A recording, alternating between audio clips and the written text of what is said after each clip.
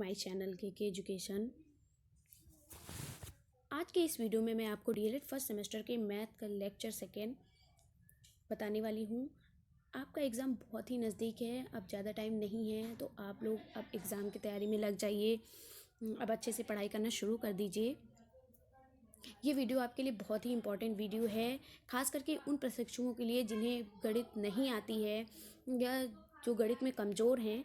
तो उन प्रशिक्षुओं के लिए ये वीडियो बहुत ही इम्पोर्टेंट है, क्योंकि जितनी भी तरीके से आपके पेपर में प्रश्न पूछे जा सकते हैं, हर एक तरीके के प्रश्न को मैं इस वीडियो में लेकर आई हूँ। तो इस वीडियो को बिना स्किप किए पूरा देखिएगा। अगर वीडियो पसंद आए तो वीडियो को लाइक, सब्सक्राइब और शेयर करना बिल्कुल भी ना भूलें। तो वीडियो को स्टार्ट करने से पहले मैं कुछ आप लोगों को बता देना चाहती हूँ कि आपको आज मैं क्या क्या कौन कौन से टॉपिक पढ़ाऊँगी। तो मैं आज आपको संख्या तथा संख्यांक का बोध, अंकों का ज्ञान, स्थानीय मान, इकाई 2 गुणा तथा भाग की संकल्पना, इकाई 3 भिन्न की संकल्पना तथा गणितीय संक्रियाएं, इकाई 4 दशमलव संख्या की अवधारणा, दशमलव संख्या में प्रयुक्त अंकों का स्थानीय मान तथा गणितीय संक्रिया, और इकाई 5 अपवर्तक, अपवर्त, समापवर्तक व समापवर्त की अवधारणा। इन 5 टॉपिक को मैं आपको पढ़ाने वाली हूँ। तो इन 5 टॉपिक से जितने भी आपके पेपर में प्रश्न पूछे जा सकते हैं, उन हर प्रश्न के हर पैटर्न को मैं लेकर आई हूँ। तो वीडियो को बिल्कुल भी स्किप मत करिएगा, क्योंकि ये वीडियो आपके लिए बहुत ही महत्वपूर्ण है। तो चलिए शुरू करते हैं। इकाई फर्स्ट, संख्या तथा संख्यांक का बोध, अंकों का ज्ञान और स्थानीय मान। तो देखिए एक्सरसाइज फर्स्ट, इसमें सबसे पहले हम आपको स्थानीय मान बताएंगे। देखिए प्रश्न आपका है स्क्रीन पर कि 3477 में 3, 4, 7 अंकों का स्थानीय मान बताइए। क्या है? 3477 में 3, 4, 7 अंकों का, यहाँ पे 7 2 बार होगा, अंकों का स्थानीय मान बताइए। तो स्थानीय मान कैसे निकालते हैं? हम आपको पता है स्थानीय मान हमेशा दाईं ओर से चलते हैं। स्थानीय मान कैसे निकालते हैं? अब ये आपका है 3, 4, 7 और 7 का स्थानीय मान बताना है। तो हमेशा क्या करते हैं, 7 का स्थानीय मान कैसे निकालेंगे? इकाई, दहाई, सैकड़ा, हजार, ये तो आपको पता ही होगा। तो 7 का स्थानीय मान क्या है? 7 का जो किस स्थान पर है? 7 आपका इकाई के स्थान पर है, तो 7 गुणे 1 यानी कि 7 हो जाएगा। फिर आपका है दूसरा 7 जो है वो आपका दहाई के स्थान पर है, तो आप क्या करेंगे? 7 गुणे 10 लिख देंगे, क्योंकि दहाई को आप 10 से व्यक्त करते हैं, तो 10 लिख देंगे, तो आपका क्या हो जाएगा? 70। तो दूसरे 7 का स्थानीय मान क्या हो जाएगा? 70। फिर आपका है, मैं यहाँ पे लिख देती हूँ, ठीक है। पहले 7 का स्थानीय मान क्या है? तो पहला 7 किस स्थान पर है? इकाई के स्थान पर है, तो 7 गुणे 1 लिख देंगे, तो ये 7 हो जाएगा। दूसरा आपका 7 जो है वो 7 आपका दहाई के स्थान पर है, तो हम 7 गुणे दहाई को किस रूप में व्यक्त करते हैं? 10 में, तो 7 गुणे 10 बराबर क्या हो जाएगा? 70। तीसरा 7 आपका जो है वो सैकड़ा है, तो आपको सैकड़े से किससे प्रदर्शित करते हैं? 100 से, तो 7 गुणे 100 यानी 4 गुणे 100 यानी 400 हो जाएगा। और 3 जो आपका है वो किस स्थान पर है? वो आपका इकाई, दहाई, सैकड़ा, हजार, हजार के स्थान पर है, तो आप 3 गुणे 1000 लिख देंगे, तो क्या हो जाएगा? 3000। तो आपको अच्छे से समझ में आ गया होगा कि स्थानीय मान किस तरीके से निकालते हैं। तो चलिए आपको अब फिर से एक बार बता देते हैं स्थानीय मान कैसे निकालते हैं। तो जो संख्या जिस स्थान पर होगी वह उसकी स्थानीय मान कहलाती है। स्थानीय मान किसे कहते हैं? जो संख्या जिस स्थान पर होती वह उसका स्थानीय मान कहलाती है। जैसे आपका 7 जो है ये इकाई के स्थान पर है, तो आपका इकाई के स्थान पर है, तो ये 7 गुणे 1 बराबर 7 हो गया। फिर आपका दूसरा आपका 7 जो है वो दहाई के स्थान पर है, तो आप क्या करेंगे? 7 गुणे 10 लिख देंगे, तो आपका क्या हो जाएगा? 70। अब 4 आपका जो है वो सैकड़े के स्थान पर है, तो आप 4 गुणे 100 लिख देंगे, और आपका क्या हो जाएगा? 400। फिर आपसे पूछे कि 3 का स्थानीय मान क्या है? तो 3 जो है आपका हजार के स्थान पर है, तो 3 गुणे 1000 यानी 3000 हो जाएगा। तो अब आपको समझ में आ गया होगा कि स्थानीय मान हम कैसे निकालते हैं। फिर दूसरा तरीका एक ये भी है कि हम स्थानीय मान कैसे निकालते हैं। दूसरा तरीका ये मैं इसलिए लेकर आई हूँ क्योंकि आपके बहुविकल्पी में अगर जब पूछा जाता है प्रश्न, तो आपको क्या करना होगा, एक और ट्रिक से मैं आपको बता देती हूँ, ताकि बहुविकल्पी में आप जल्दी से कर ले जाएं। तो जैसे कि आपका पूछा जाए 3, 4, 7 7 यानी 3477 का स्थानीय मान बताइए, तो आप दूसरा आपका जो तरीका वो भी बता दे रही हूँ। आपका जैसे ये 7 इकाई के स्थान पर है तो आप 7 लिख देंगे, ठीक है। फिर अगर आपसे पूछा जाए कि दूसरे 7 का स्थानीय मान बताइए, तो आप दूसरे 7 के स्थान पर 7 लिखेंगे और उस 7 के बाद जितनी भी संख्या होगी आप उतने 0 बढ़ा देंगे, ठीक है। फिर अगला है आपका 4। तो 4 आप कैसे लिखेंगे, एक सेकेंड, 3477। तो 4 की जगह पे आप 4 लिख देंगे और 4 के बाद जितनी भी संख्या होगी आप उस संख्या के नीचे उतने ही 0 लगा देंगे। फिर आपका है 3। अगर मान लिया पूछा जाए कि आपका केवल 3 का स्थानीय मान कितना होता है, अगर पूछ लिया जाए तो आप 3 के स्थान पर 3 लिखेंगे और उसके आगे जितनी भी संख्या होगी आप उतने 0 लगा देंगे। तो आपको ये दूसरी ट्रिक भी पता चल गई कि अगर आपसे एक एक करके स्थानीय मान पूछा जाता है तो आप कैसे उसका स्थानीय मान बताएंगे। और लिखने का तरीका ये जो मैंने आपको बताया हुआ है कि पहले 7 का स्थानीय मान निकालने के लिए आप 7 लिखेंगे। जैसे आपसे पूछ लिया गया कि 3477 का स्थानीय मान बताइए और आपसे 3477 के स्थानीय मान में आपसे पूछा जाए कि 7 का स्थानीय मान बताइए, तो आप इस तरीके से लिखेंगे, पहले 7 का स्थानीय मान बराबर 7, ठीक है। और अगर आपसे यही पूछा जाए कि 4 का स्थानीय मान बताइए, तो आप 4 का स्थानीय मान 4 निकालेंगे और उसके आगे जितने भी 0 होंगे आप 0 लगा देंगे, तो आप बताएंगे 4 का स्थानीय मान बराबर 4000। इस तरीके से आप उत्तर देंगे। बस यही आपका इतना ही पूछा जाता है। अब देखिए स्थानीय मान का दूसरा जो तरीका है, दूसरा पैटर्न, जिस तरीके से क्वेश्चन आते हैं और अलग कैसे क्वेश्चन आता है वो मैं भी लेकर आई हूँ। जैसे कि यहाँ पर लिखा है 22,000 सॉरी आपका लिखा है, तो क्या लिखा है आपका, जैसे आपका लिखा है कि 22,222 में प्रत्येक 2 का स्थानीय मानों का योगफल ज्ञात कीजिए। इस तरीके का भी प्रश्न पूछ लिया जाता है। वो तो आपका स्थानीय मान डायरेक्ट आ गया कि 3477 में अंकों का स्थानीय मान ज्ञात कीजिए। तो आप सभी अंकों का स्थानीय मान इस तरीके से बताएंगे, इस तरीके से आपको पूरा हल करना है, ठीक है। और अगर आपसे पूछा जाए कि इस तरीके से जब आपसे प्रश्न पूछा जाएगा तो 22,222 में प्रत्येक 2 का स्थानीय मानों का योगफल ज्ञात कीजिए। तो आप कैसे लगाएंगे, आप वैसे ही ट्रिक अपनाएंगे कि 2 जो आपका है वो इकाई के स्थान पर है तो आप 2 लिखेंगे। फिर 2 जो दहाई के स्थान पर है फिर उस 2 को लिखेंगे, उसके बाद जितनी भी संख्या है उसका 0 लिखेंगे। फिर ये वाला 2 आपका सैकड़ा के स्थान पे है तो आप 2 लिखेंगे, 2 गुणे 100 हो जाएगा तो 200 हो जाएंगे। फिर यहाँ पे 1000 के स्थान पर है तो आप 2 गुणे 1000 लिखेंगे, फिर 200 हो जाएगा, ठीक है। क्योंकि यहाँ पे 3 जीरो है तो 3 जीरो उतार लेंगे। फिर आपको बार बार आपको लिखने की ज़रूरत नहीं है कि 2 गुणे 100, 3 गुणे 100, लेकिन अगर आप और भी अच्छे से लिखेंगे तो पेपर में ज़्यादा अच्छे से क्या होता है, कॉपी चेक करने वालों को ज़्यादा अच्छे से आपकी कॉपी अच्छी दिखाई देती है थोड़ा, इसलिए मैंने उसको वो बताया। तो आप 2 गुणे 1 या 2 गुणे 10 करके बराबर 20 लिखेंगे तो ज़्यादा अच्छा लगेगा आपको। फिर क्या है, आपको नहीं, सॉरी, मतलब कॉपी चेक करने वाले को।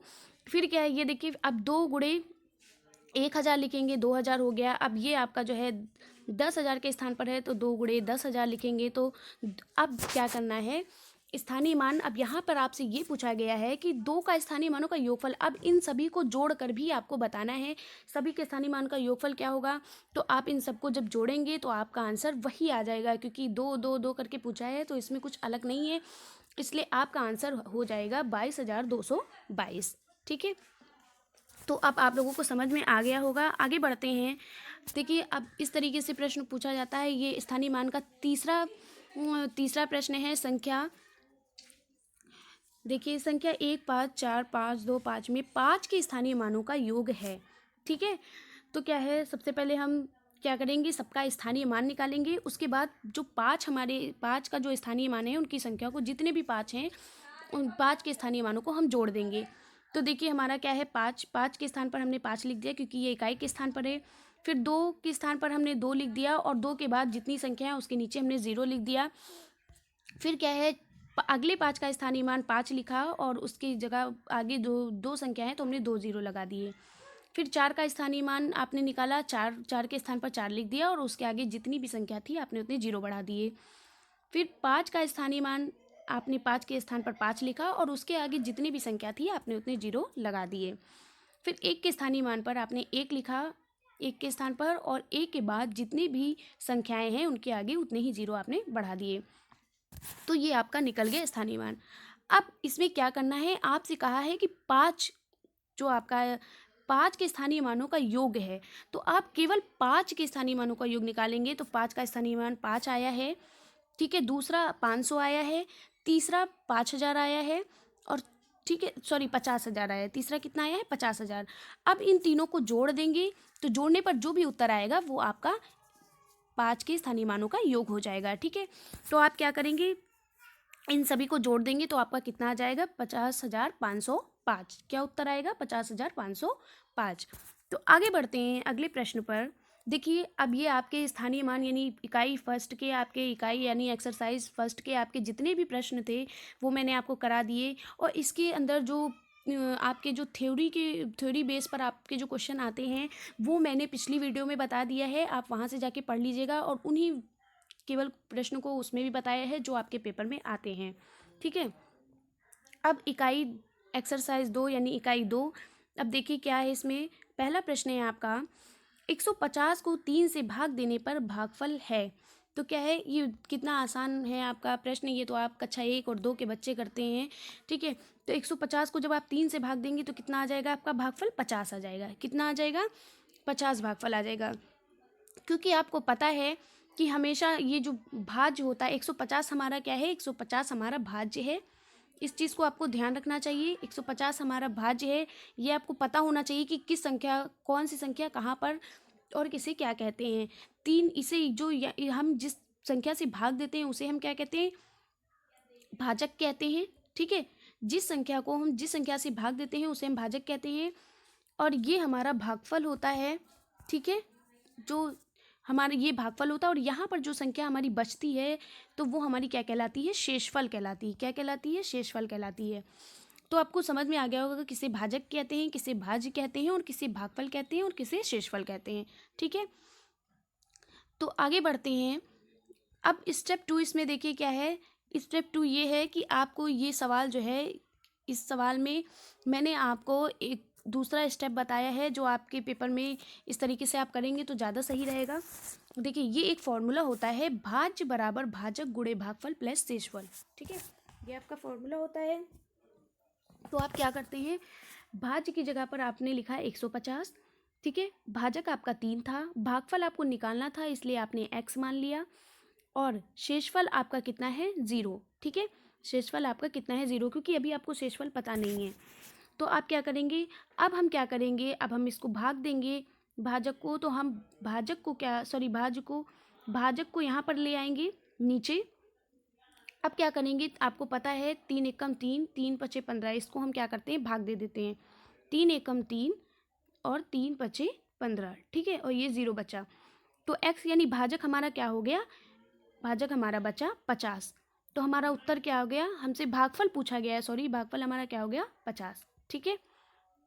चलिए एक बार और समझ लेते हैं क्या कहा गया है। 150 को 3 से भाग देने पर भागफल है, तो हमारा सूत्र क्या है, भाज्य बराबर भाजक गुणे भागफल प्लस शेषफल। भाज्य हमारा 150 है, भाजक हमारा 3 है, भागफल हमें निकालना है तो उसको x मान लेते हैं, और शेषफल 0 है, ठीक है। अगर शेषफल यहाँ पर दिया गया होता तो शेषफल आप यहाँ पर लिखते, और अगर शेषफल आपका पेपर में नहीं दिया गया है, ठीक है, अगर शेषफल आपका पेपर में नहीं दिया गया है तो आप उसको शून्य मान लेंगे। कितना मान लेंगे, शून्य, ठीक है।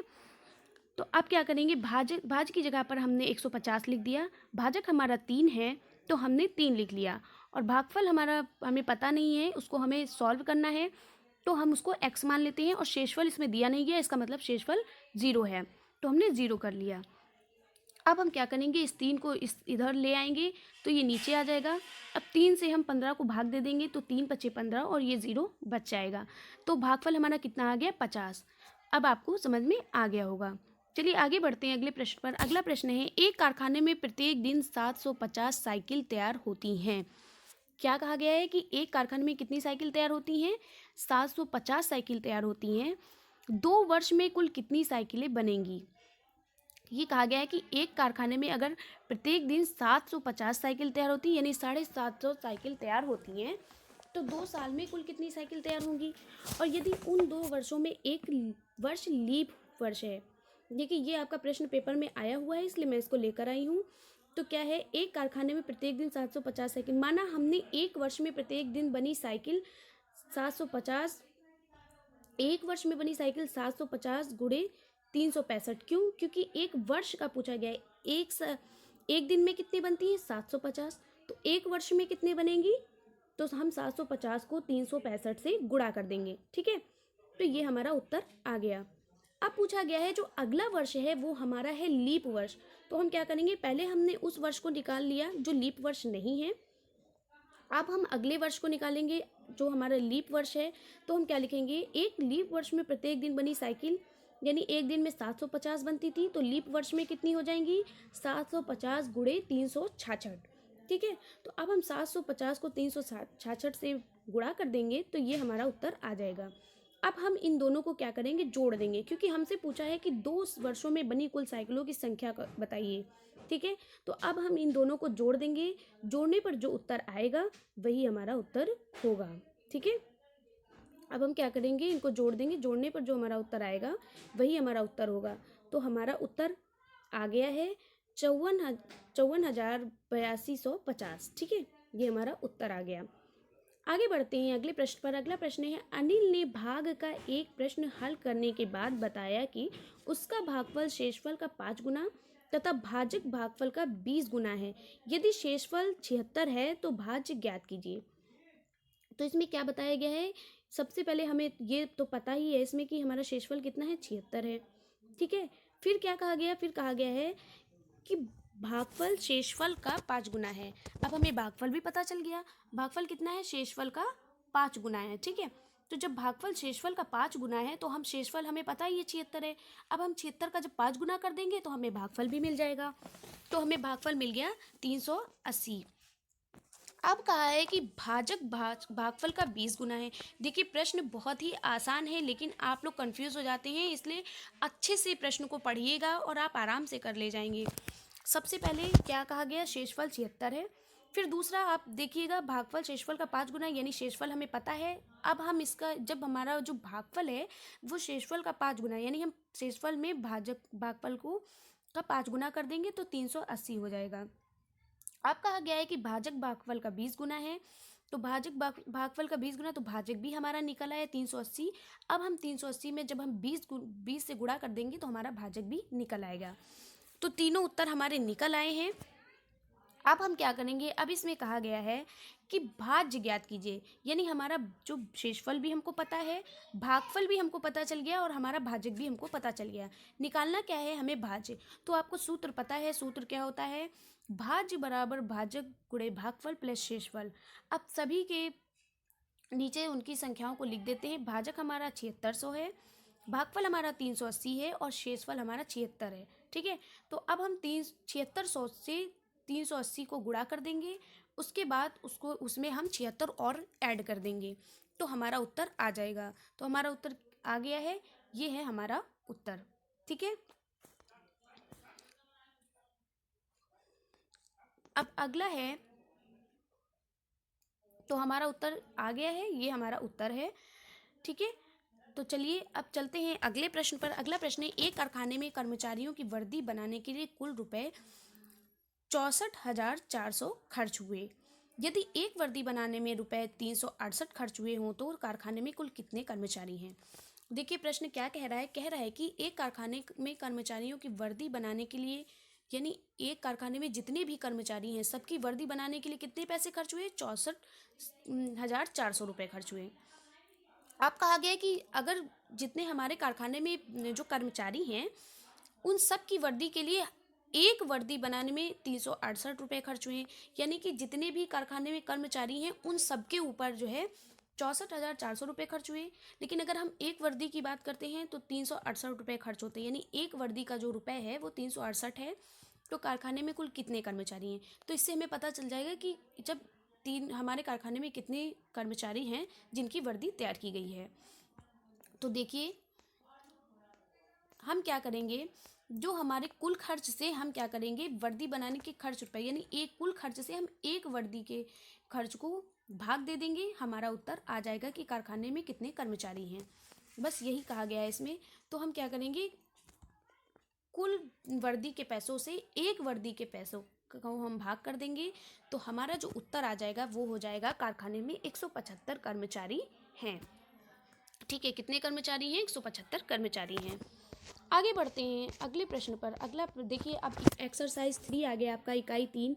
ठीक है, हमने दो इकाई पढ़ ली हैं। अब हम इकाई 3 पर आ गए हैं।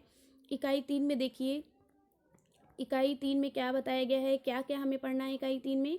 भिन्न की संकल्पना तथा गणितीय संक्रियाओं के बारे में हमें पढ़ना है। तो इकाई 3 शुरू करते हैं। देखिए, अब देखिए क्या कहा गया है, दो संख्याओं का अंतर 8/13 है। ठीक है, क्या कहा गया है? दो संख्याओं का अंतर 8/13 है। देखिए, वीडियो को इकाई 3 यानी एक्सरसाइज 3 को शुरू करने से पहले अगर आपको मेरा वीडियो पसंद आ रहा हो तो प्लीज़ मेरे वीडियो को खूब सारे लाइक कर दीजिएगा। तो आगे बढ़ते हैं। प्रश्न आपसे पूछा गया है कि दो संख्याओं का अंतर 8/13 है। ठीक है, दो संख्याओं का अंतर माना हमने पहली संख्या x मान ली और दूसरी संख्या क्या मान ली? y। अब ये कहा गया है कि दो संख्याओं का अंतर मतलब होता है घटाना। ठीक है, क्या होता है अंतर मतलब होता है घटाना। ठीक है, तो अंतर मतलब होता है घटाना। तो क्या कहा गया है? दो संख्याओं का अंतर 8/13 है। माना पहली संख्या हमने x मान ली और दूसरी संख्या हमने y मान ली। अब x और y में हम घटाएंगे तो हमारे पास कितना आ जाएगा? 8/13 आ जाएगा। ठीक है, तो यानी x में हम y को जब घटाएंगे तो कितना अंतर आएगा? 8/13। फिर कहा गया है कि छोटी संख्या 105/52, तो दूसरी संख्या ज्ञात कीजिए। ठीक है, अब आपको प्रश्न समझ में आ गया होगा कि ये प्रश्न क्या कह रहे हैं। देखिए, आपको पता है कि हमेशा आप क्या करते हैं? बड़ी संख्या से किसी छोटी संख्या को घटाते हैं। ठीक है, आप क्या करते हैं? 5 - 3 = 2 लिखते हैं, ना कि 3 - 5 = 2 लिखते हैं। आप हमेशा बड़ी संख्या से ही छोटी संख्या को घटाते हैं। तो हमें y पता है, y इसलिए हम ये आपको इसलिए बता रहे हैं क्योंकि हमें x और y माना है, तो आपको समझ में आ जाए। तो हमारा y हमें बता दिया गया है कि 105 बटे कितना है? 52 है। यानी कि छोटी संख्या जो हमारी है वो 105/52 है। तो हमेशा बड़ी संख्या से छोटी संख्या को घटाते हैं, तो ये हमारा मान किसका होगा? y का होगा। तो x - y की जगह पर हम 105/52 लिख देंगे बराबर 8/13। अब हम क्या करेंगे? अब हम इसको हल कर लेंगे। ठीक है, तो क्या है? 52। अब हम 8/13 और ये 105/52 हम इधर ले आएंगे। तो x बराबर, अब ये माइनस में है तो ये क्या हो जाएगा? प्लस में हो जाएगा। माइनस में ये जो है ये क्या हो जाएगा? प्लस में यहाँ पर हो जाएगा 105/52। ठीक है, यहाँ पर माइनस में 105/52 है, तो जब हम इस साइड लाएंगे तो क्या हो जाएगा? 105/52 प्लस में हो जाएगा। ठीक है, अब क्या करेंगे? अब हम 13 और 52 का लासा निकाल लेंगे। तो इसका लासा क्या आएगा? 52 आएगा। ठीक है, जब हम 13 और 52 का लासा निकालेंगे तो लासा आएगा 52। अब हम इसको कट करेंगे तो 13, अब यहाँ पे बचेगा 13 चक्कू 52 होता है, तो 8 चक्कू 32 प्लस 52 एकम 52, तो 105 यहाँ पर आ जाएगा। तो 32 + 105/52 हो जाएगा। आगे बढ़ते हैं। अब क्या हो जाएगा? अब हम 32 से 105 को जोड़ देंगे तो 137 आ जाएगा। 137/52 ये हमारा उत्तर हो जाएगा। ठीक है, तो बड़ी संख्या हमारी क्या हो गई? 137/52। ठीक है, छोटी संख्या हमारी थी 105/52 और बड़ी संख्या यानी x बराबर हमारी क्या निकल आई? x हमारी क्या निकल आई? 100 क्या थी हमारी x संख्या? 137/52। तो बड़ी संख्या हमारी क्या निकली? 137/52। ठीक है, यही हमारा उत्तर है। अगला प्रश्न है, गीत ने 5/2 किलोग्राम मिठाई 5 बच्चों में बराबर बराबर बांटी। प्रत्येक को कितने किलोग्राम मिठाई मिली? तो देखिए, अगर इस तरह के प्रश्न आते हैं कि आपको किसी चीज़ को किसी में बांटना है, तो आप क्या करते हैं? आपके पास जितनी भी चीज़ें होंगी, आपको उसमें से जितनी संख्या में आप बच्चों को बांट रहे हैं उससे आप भाग दे देंगे। बांटना मतलब भाग देना। ठीक है, अब हमेशा ध्यान रखिएगा, अगर बांटने के बारे में, जैसे किसी चीज़ को बांट रहे हैं चीज़ को, तो वो आप क्या करेंगे? उसमें भाग दे देंगे। ये बहुत आसान प्रश्न होता है। कहा गया है कि तो आप क्या करेंगे? तो 5/2 को आप क्या करेंगे? भाग दे देंगे 5 से। ठीक है, 5 बच्चों में बांट रहे हैं तो 5/2 को 5 से भाग दे देंगे। तो आपको पता है 5/2 को हम, ये जो भाग है इसको जब हम गुणा में बदलेंगे तो ये 5 हमारा नीचे आ जाएगा। अब हम 5 में क्या करेंगे? 1 नीचे मान लेंगे, क्योंकि यहाँ पर 2 है नीचे और ये 5 अकेला है, तो इसको नीचे 1 मान लेंगे। अब जब हम इसको गुणा करेंगे तो 5/2 और ये 1 ऊपर चला जाएगा और 5 नीचे आ जाएगा। ठीक है, अब ये 5 और इस 5 को काट देंगे, क्योंकि ऊपर नीचे की संख्याएं अगर गुणा में हैं तो वो क्या होती हैं? कट जाती हैं। ठीक है, 5 से 5 को भाग दे देंगे, हमारे पास बचा क्या, हमारे पास बचा 1/2। क्या बचा, 1/2। तो यही हमारा उत्तर होगा। चलिए देखिए, ये देखिए सेम वही कंडीशन जो मैंने अभी आपको बताया है, ये मैंने आपको पूरा समझा दिया है। 5/2 को आप 5 से भाग देंगे तो आप यहाँ पर नीचे 2 है तो हम क्या करेंगे, या इस जहाँ पे 1 मान लेंगे, ठीक है। अब हम इस भाग को गुणे में बदलेंगे तो 5/2 गुणे ये वाला 1 ऊपर चला जाएगा और ये वाला 5 नीचे आ जाएगा, तो 1/5 हो गया। तो हम 5 और 5 को कट कर देंगे तो हमारे पास बचा क्या, 1/2। ठीक है, क्या बचा, 1/2। यानी हर बच्चे को आपने कितनी क्या बांटी थी, आपने कितनी मिठाई बांटी, आधी आधी मिठाई, यानी 1/2 किलो मिठाई बांटी। ठीक, आगे बढ़ते हैं अगले प्रश्न पर। अगला प्रश्न है, एक कार 1 लीटर पेट्रोल में 16 किलोमीटर जाती है। ठीक है, माना कि एक कार है जो क्या करती है, जो 1 लीटर पेट्रोल में 16 किलोमीटर तक चलती है। ठीक है, ये इसमें बताया गया है। फिर उन्होंने कहा है कि 6 सही 3/8, तो 6 सही 3/8 को हम 51/8 भी लिख सकते हैं, क्योंकि 6 × 8 = 48 और 48 और 3 को जोड़ देंगे तो कितना हो गया, 51। इसको हम 51/8 भी लिख सकते हैं। तो 51/8 लीटर पेट्रोल में वह कितनी दूरी तय करेगी। ठीक है, तो आपको समझ में आ गया। तो इन्होंने क्या कहा है कि एक कार 1 लीटर पेट्रोल में 16 किलोमीटर तक जाती है। ठीक है, तो 16 किलोमीटर तक जाती है तो हम क्या लिखेंगे, चूंकि 1 लीटर पेट्रोल में एक कार 16 किलोमीटर तक जाती है तो 51/8 लीटर पेट्रोल में एक कार कितने किलोमीटर जाएगी, 16 × 51/8 किलोमीटर जाएगी। तो उत्तर हमारा क्या आएगा, तो हम क्या करेंगे, अब इसको भाग दे देंगे, 8 × 8, 8 दूनी 16। ठीक है, भाग दे दिया, बचा क्या, 2 × 51 बचा। क्या बचा, 2 × 51। तो क्या आ गया, 2 × 1 = 2 और 2 × 5 = 10, यानी 102 किलोमीटर तक जाएगी। समझ में आ गया। यानी 1 लीटर पेट्रोल में एक कार 16 किलोमीटर तक चलती है, तो 51, चूंकि इसलिए 51/8 लीटर पेट्रोल में एक कार 16 × 51/8 किलोमीटर तक चलेगी। अब हम 8 × 8, 8 दूनी 16 काट देंगे, हमारे पास बचा 2 × 51। अब हमारे पास क्या आ गया, 2 × 51 को जब हम 2 से गुणा करेंगे तो हमारे पास 102 किलोमीटर उत्तर आएगा। अब देखिए अगला एक्सरसाइज, अगले आपकी इकाई है 4। तो हम आपको कैसा वीडियो लग रहा है, कैसा मैं पढ़ा रही हूँ, कमेंट्स में ज़रूर लिखिएगा। और अगर आपको वीडियो अच्छा लग रहा है तो एक प्यारा सा लाइक ज़रूर कर दीजिएगा। फिर देखिए, राम ने एक किताब, ठीक है, इकाई 4 क्या है पहले ये समझ लेते हैं। तो इकाई 4 देखिए क्या है, इकाई 4 है दशमलव संख्या की अवधारणा, दशमलव संख्या में प्रयुक्त अंकों का स्थानीय मान तथा गणितीय संक्रियाएं बताएं। तो चलिए शुरू करते हैं। इससे जितने भी इम्पोर्टेंट प्रश्न हैं उन सभी को, सिर्फ उन्हीं प्रश्नों को लेकर आई हूँ जो आपके पेपर में आएंगे, और ये मैं गारंटी लेती हूँ कि ये आपके पेपर में इसी तरीके के प्रश्न आएंगे। भले ही आपके प्रश्न की संख्याएं बदल दी जाएं, लेकिन पैटर्न यही होगा और सेम यही प्रश्न होंगे। ठीक, तो आगे बढ़ते हैं प्रश्न पर। क्या कहा है, राम ने क्या किया, राम ने एक किताब 4 रुपये 75 पैसे की तथा एक कॉपी 1 रुपये 50 पैसे की खरीदी। बताओ उसने कुल कितने का सामान खरीदा। तो ये प्रश्न तो बहुत ही आसान है, अगर जिन्हें मैथ नहीं आती है वो भी आराम से कर सकते हैं, क्योंकि ये आप जाते हैं दुकान शॉप पर आप जाते हैं सामान लेने के लिए, तो आपको पता है कि किस तरीके से सामान लेते हैं, किस तरीके से पैसे देते हैं, कैसे वापस मिलते हैं। ठीक है, तो राम ने एक किताब 4 रुपये 75 पैसे की खरीदी और एक कॉपी 1 रुपये 50 पैसे की खरीदी। तो बताओ कुल कितने सामान खरीदा, यानी कि कुल कितने रुपए का सामान खरीदा। तो आपको क्या करना है, 4 रुपये 75 पैसे और 1 रुपये 50 पैसे को जोड़ देना। जब आप किसी सामान को लेने जाते हैं तो क्या करते हैं, सारा सामान लेकर क्या करते हैं, फिर आप उसको फिर पैसे सारे जोड़ते हैं। तो ठीक उसमें यही, यहाँ पे यही करना है कि आपने 4 रुपये 75 पैसे का सामान लिया और 1 रुपये 50 पैसे का सामान लिया, और आप कुल कितने पैसे का सामान लिया, 6 रुपये 25 पैसे का सामान लिया। बस यही आपका आंसर है। तो राम ने कितने पैसे का सामान लिया, 6 रुपये 25 पैसे का। देखिए कितना आसान आपका सवाल था। अगला सवाल है, 17 डेसीमीटर में से 35 सेंटीमीटर को घटाएं। तो हम क्या करेंगे, हम सबसे पहले क्या करेंगे, डेसीमीटर को हम सबसे पहले सेंटीमीटर में बदलेंगे। तो आपको ये पता होना चाहिए कि 1 डेसीमीटर बराबर कितना होता है, तभी आप ये सवाल को कर पाएंगे। अगर आपको ये नहीं पता है तो आप इस सवाल को नहीं कर पाएंगे। देखिए सवाल कितना आसान है, लेकिन अगर आपको ये नहीं पता होगा कि डेसीमीटर बराबर कितना होता है, कितना सेंटीमीटर होता है, तो आप इस सवाल को नहीं कर पाएंगे। तो इस चीज़ को याद कर लीजिएगा। तो 1 डेसीमीटर बराबर होता है 10 सेंटीमीटर। अब आपका आसान हो गया सवाल। अब कहा गया 17 डेसीमीटर में, तो 70 डेसीमीटर बराबर कितना हो गया, 10 गुणे 17 यानी 170 सेंटीमीटर हो गया। ठीक, अब 170 सेंटीमीटर में आप 35 को घटाएंगे, क्योंकि आपसे पूछा गया है कि 17 डेसीमीटर में से 35 सेंटीमीटर को घटाएं। तो सबसे पहले आपने डेसीमीटर को सेंटीमीटर में बदल लिया, तो आपका 170 सेंटीमीटर आ गया।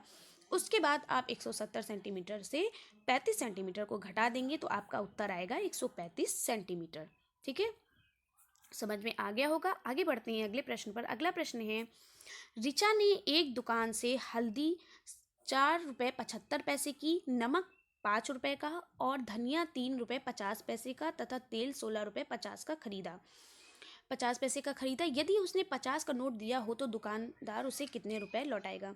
देखिए कितना आसान सवाल है, इसमें कुछ नहीं करना होता, बस क्या होता है, आपने जितने का सामान खरीदा है सबको एक साथ क्या करते हैं, जोड़ लेते हैं। ठीक है, सबको एक साथ जोड़ लेते हैं और आपने जितने नोट दिए हैं, जितना भी 50 रुपए का नोट दिया, 100 रुपए का नोट दिया, आप उतने ही सामान से उसको घटा दीजिए, बस आपका उत्तर आ जाएगा। तो देखिए यहाँ पे क्या किया गया, देखिए आपने सब जोड़ लिया, हल्दी कितने में ली, नमक कितने में लिया, ये शक्कर कितने में, सॉरी धनिया कितने में ली, तेल कितने में ली, सभी को आपने क्या कर लिया, ऐड कर लिया, सभी को जोड़ लिया।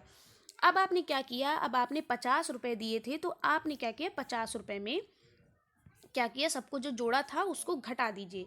आपके रुपए जो बने थे 29 रुपये 75 पैसे जो बने थे, अब इसमें से आप 50 रुपए में 29 रुपये 75 पैसे को घटा देंगे, तो 20 रुपये 25 पैसे आपके आ जाएंगे। तो आपको ये समझ में आ गया होगा। आगे बढ़ते हैं अगले वीडियो पर, सॉरी अगले प्रश्न पर। अगला प्रश्न है, 15 डेसीमीटर में -95 सेंटीमीटर का मान ज्ञात कीजिए। देखिए ऊपर पूछा गया था कि 17 डेसीमीटर में आप 95 या जितना भी पूछा गया था सेंटीमीटर को घटाएं, लेकिन यहाँ पे डायरेक्ट दे दिया गया है।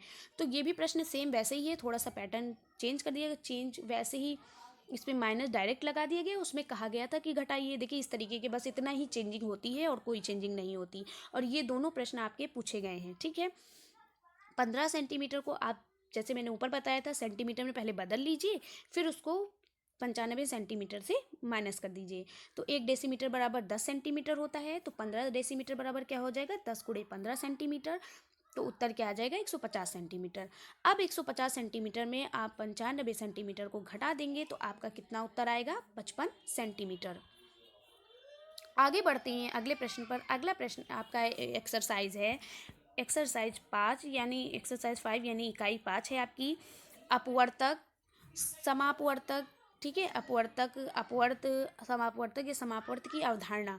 ठीक है, तो चलिए शुरू करते हैं इकाई नंबर 5। इकाई नंबर 5 से जितने भी प्रश्न आपके इंपॉर्टेंट हैं उन सबको शुरू करते हैं। तो वीडियो अगर अच्छा लग रहा हो तो वीडियो को ज़्यादा से ज़्यादा शेयर कर दीजिएगा। ठीक है, क्योंकि अपने दोस्तों में शेयर करिएगा, जो भी डीएलएड के प्रशिक्षु हैं उनमें आप हमारे वीडियो को शेयर करिए। ठीक है, ज़्यादा से ज़्यादा शेयर करिए और कमेंट्स में ज़रूर बताइए कि आपको वीडियो कैसा लगा, और वीडियो अगर आपको अच्छी लग रही है तो प्लीज़ सब्सक्राइब कर लीजिए और वीडियो को लाइक कर लीजिए। तो चलिए देखिए, अपवर्तक और समापवर्तक क्या होता है, सबसे पहले ये समझना है।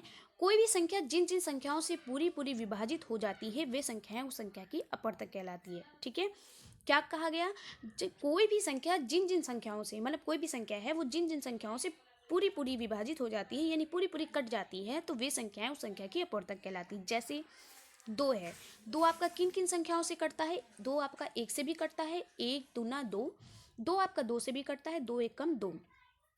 ठीक उसी प्रकार आपका 8 भी है, 8 आपका 1 से भी कटता है, 2 से भी कट जाता है, 4 से भी विभाजित हो जाता है और 8 से भी विभाजित हो जाता है। ठीक उसी तरीके से 15 आपका 1 से भी विभाजित होगा, 3 से भी विभाजित होगा, 3 पछे 15, 5 से भी विभाजित होगा, 5 तियाँ 15 और 15 15 से खुद से विभाजित हो जाएगा। तो अब आपको समझ में आ गया होगा कि अपवर्तक या समापवर्तक किसे कहते हैं। अगला है आपका समापवर्त या अपवर्त या गुणज किसे कहते हैं। तो किसी संख्या में प्राकृतिक संख्याओं, आपको पता है प्राकृतिक संख्या क्या होती हैं, जो 1 से लेकर अनंत तक की संख्याओं को हम प्राकृतिक संख्या कहते हैं।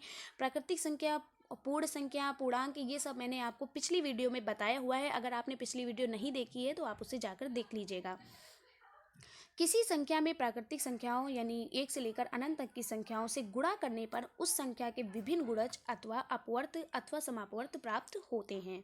कैसे, देखिए जैसे आपका क्या होता है वेरी शॉर्ट, यानी कि आपका अति लघु में या फिर आपका बहुविकल्पी में प्रश्न इस तरीके से पूछ लिया जाता है कि दो के गुणज या अपवर्त बताइए या समापवर्त बताइए, ठीक है।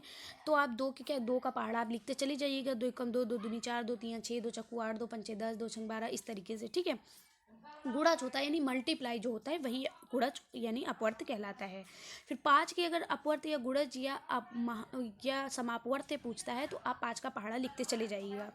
पाँच एकम पाँच, पाँच दूनी 10, पाँच तीन 15, यानी मल्टीप्लिकेशन होता है, ठीक है, मल्टीप्लाई होता है।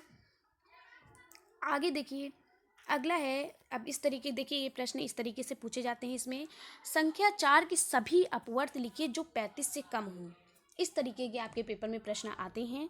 तो संख्या 4 के अपवर्त, इतने अपवर्त लिखने हैं जो 35 से कम हो, तो आप 4 से गुणा करते जाइए, 4 एकम 4, 4 दूनी 8, 4 तीन 12, 4 चक्कू 16, 4 पंचे 20, 4 छंग 24, 4 सत्ते 28, 4 उठे 32, 4 नवे 36। लेकिन क्या कहा है, जो 35 से कम हो, तो हम 36 नहीं लिखेंगे, हम कहाँ तक लिखेंगे, केवल 32 तक। बस यही इतना उत्तर है आपका, आपका 1 नंबर पक्का। आगे बढ़ते हैं, 96 किन किन संख्याओं का अपवर्त है। क्या पूछा है, 96। तो 96 आपका 2 से भी कट जाता है, 3 से भी कट जाता है, 4 से भी कट जाता है, 6 से भी कट जाता है, 8 से भी कट जाता है, 12 से भी पूरी तरीके से विभाजित हो जाता है और 16 से भी। तो 96 के ये सभी अपवर्त हैं, ठीक है।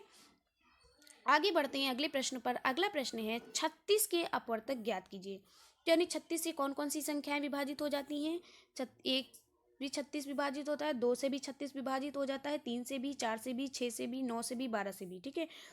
तो ये आपके हो गए 36 के अपवर्त।